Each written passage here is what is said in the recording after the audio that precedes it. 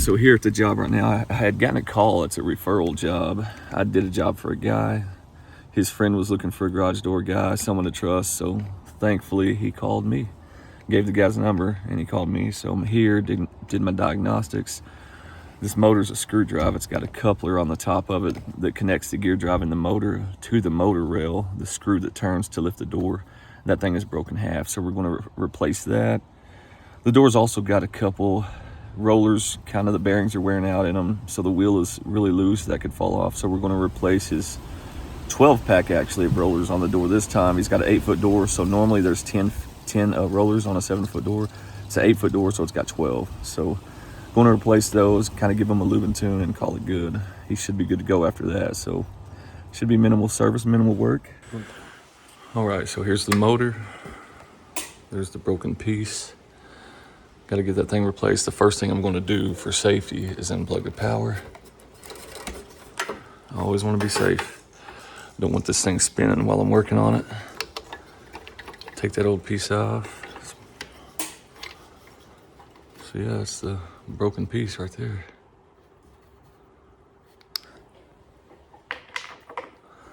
Here's the new one. All right, so to fix this problem, it should be pretty straightforward and easy. Literally keep this bracket connected.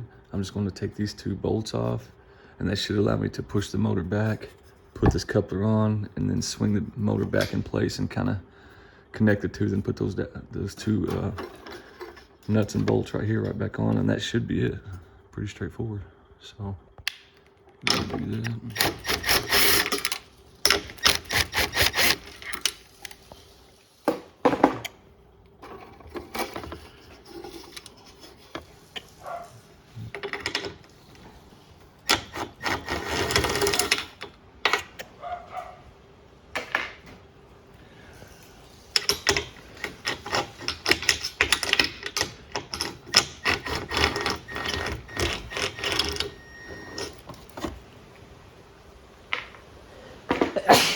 Goodness.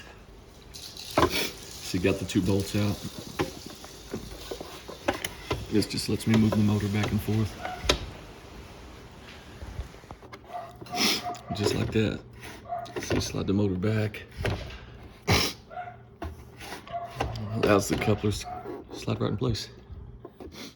Putting the second and last bolt on. And that's it. All right, I just tested the motor.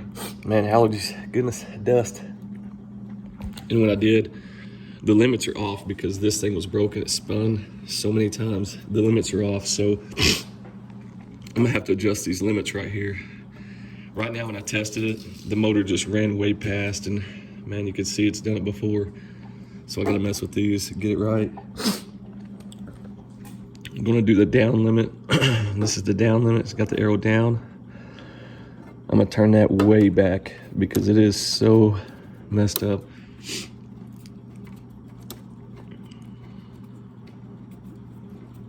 I turn that a lot. Let's try it.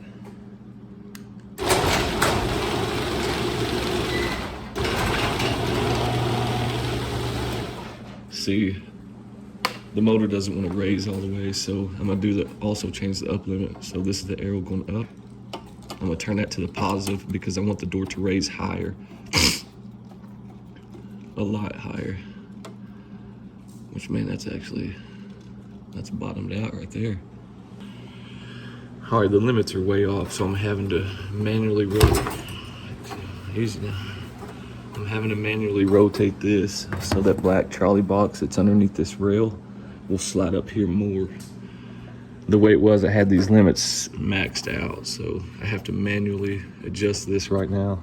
So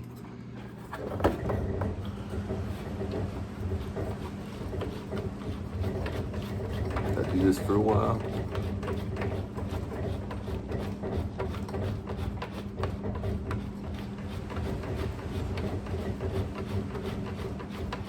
See, I'm holding it back a little bit, then rotating this.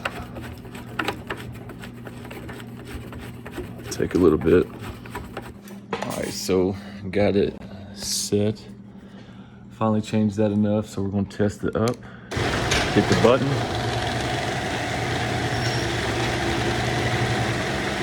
And make sure it stops somewhere up in there.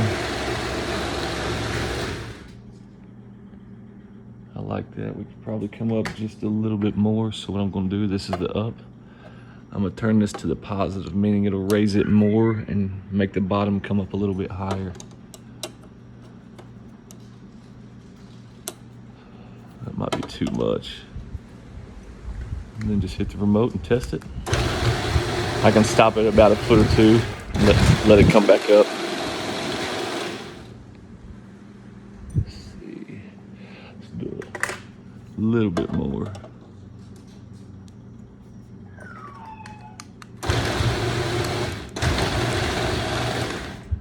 That looks good. See, now I can see the bottom of the door, the trim. That's perfect. And that's it.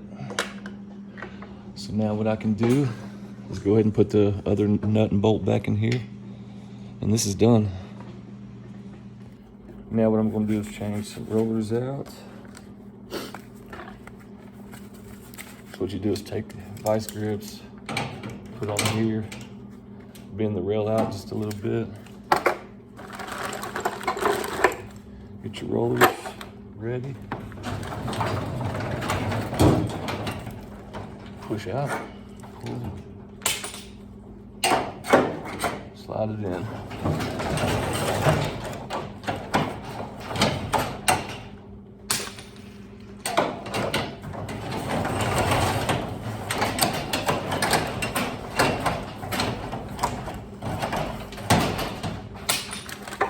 As you do this, you gotta be cautious. Use your leg to kind of keep the door in place as it gets down here to the bottom.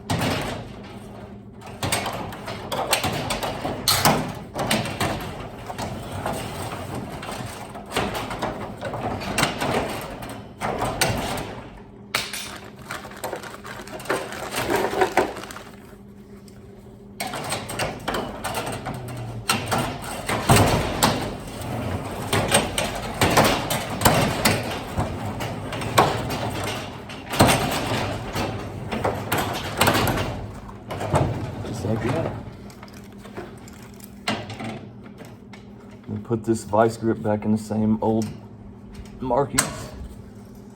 Bend it back in. Take time to fabricate it real good. Make it look nice.